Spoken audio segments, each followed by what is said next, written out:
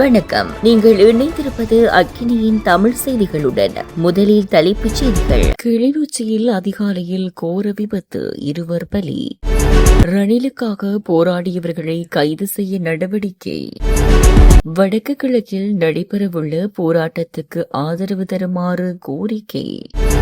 போக்குவரத்து சபையின் பல தொழிற்சங்கங்கள் வேலை நிறுத்தம்.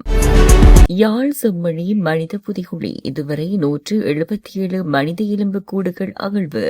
தொடர்பென விரிவான செய்திகள். கிளிநொச்சியில் ஏனையின் வீதியின் பரந்தன் பகுதியில் இடம்பெற்ற விபத்தில் 2 பேர் உயிரிழந்துள்ளனர். குறித்த விபத்து இன்று அதிகாலை இடம்பெற்றுள்ளது. யாழ்ப்பாணத்திலிருந்து வவுனியா நோக்கி பயணித்த அரசு பேருந்துடன் மோட்டார் சைக்கிள் மோதியதாலேயே குறித்த விபத்து ஏற்பட்டுள்ளது.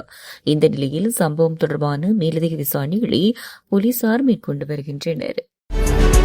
முன்னாள் ஜனாதிபதி ரணில் விக்ரமசிங்கவின் வழக்கு விசாரணைக்கு வந்தபோது கொழும்பு கோட்டை நீதவான் நீதிமன்றத்துக்கு வெளியே போராட்டத்தை ஏற்பாடு செய்த நபர்களை அடையாளம் காண விசாரணைகள் நடைபெற்று வருவதாக போலீஸ் மா அதிபர் இன்று தெரிவித்தார். விக்ரமசிங்கவின் வழக்கு விசாரிக்கப்பட்ட போது நடந்த போராட்டம் நீதிமன்ற அவமதிப்பு சம்பவமாக கருதப்படுவதாக போலீஸ் மா அதிபர் கூறியுள்ளார். இந்த நிலையில் அதன் ஏற்பாட்டாளர்களை அடையாளம் காண புகைப்பட ஆதாரங்களை தற்போது ஆராய்ந்து வருவதாக அவர் குறிப்பிட்டுள்ளார். எனினும் கிடைக்கக்கூடிய புகைப்படங்கள் மூலம் போராட்டத்தை ஏற்பாடு செய்தவர்களை அடையாளம் காண தங்களுக்கு சிறிது நேரம் தேவை என்றும் காவல்துறை மா அதிபர் கூறினார். இந்த சம்பவம் நீதிமன்றத்தை ரணிலுக்கு பிணை வழங்க அழுத்தம் கொடுக்க முயற்சியாக குறிப்பிடப்பட்டுள்ளது. எனவே இது ஒரு அவமதிப்பு செயலாகும் என்று நீதிபதி தீர்மானித்துள்ளார். இந்த நிலையில் விசாரணைகள் முடிந்ததும் தேவையான சட்ட நடவடிக்கை எடுக்கப்படும் என்று காவல்துறை மா அதிபர் தெரிவித்தார். எதிர்வரும் ஆகஸ்ட் மாதம் 30ஆம் தேதி சர்வதேச காணாமல் ஆக்கப்பட்டோர் தினத்தில் நடைபெறும் போராட்டத்துக்கு ஆதரவு தாருங்கள் என வலிந்து காணாமலாக்கப்பட்ட உறவுகளின் அம்பாறை மாவட்ட சங்க தலைவி தம்பிராசா செல்வராணி தெரிவித்துள்ளார். கல்முனை ஊடக மையத்தில் இடம்பெற்ற ஊடக சந்திப்பில் கலந்து கொண்டு கருத்து தெரிவிக்கும் போதே அவர் மேற்கண்டவாறு குறிப்பிட்டார். அவர் மேலும் தெரிவிக்கையில், எதிர்வரும் 30ஆம் தேதி வடக்கு கிழக்கு வலிந்து காணாமலாக்கப்பட்ட உறவுகளினால் சர்வதேச காணாமலாக்கப்பட்டோர் தினம் அனுஷ்டிக்கப்படுகிறது. இந்த நிலையில் பேரணியானது வடக்கில் சங்கிலியன் சிலையிலிருந்து தொடங்கி செம்மணி வரை நிறைவடைந்து அவ்விடத்தில் கவனீர்ப்பு போராட்டம் நடைபெற ஏற்பாடாகியுள்ளது.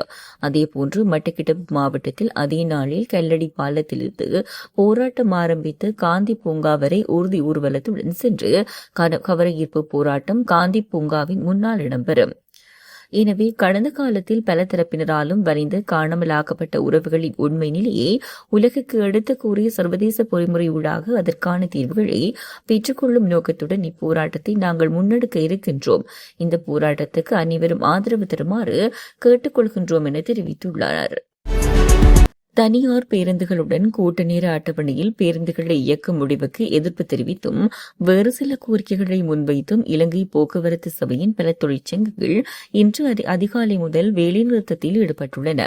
அதற்கு ஆதரவு தெரிவித்து யாழ்ப்பாணம் மத்திய பேருந்து நிலையத்தில் பதாகைகள் காட்சிப்படுத்தப்பட்டுள்ளன.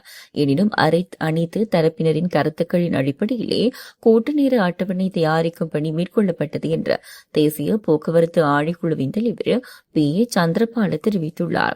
இதேவேளை இணைந்த நேர அட்டவணை மூலம் அரசு இலங்கை போக்குவரத்து சபையை கலைக்க முயற்சிக்கிறது என்று ஐக்கிய தொழிற்சங்க அழைப்பாளர் ஆனந்த பாலித்த கூறியுள்ளார்.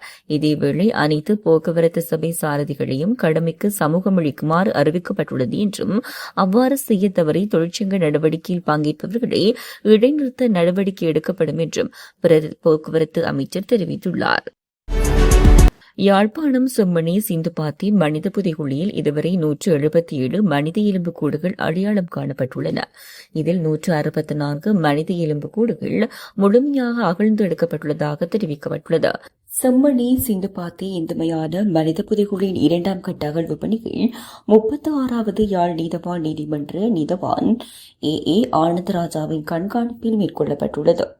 அகழ்வுப்பணி தொல்லியல் பேராசிரியர் ராஜ் சோமதேவா, சட்ட வைத்திய அதிகாரி செல்லையா பிரணவன், யாழ்ப்பாண பல்கலைக்கழக தொல்லியல் துறை விரிவுரையாளர்கள், தொல்லியல் துறை மாணவர்களின் பங்களிப்புடன் மேற்கொள்ளப்பட்டுள்ளது.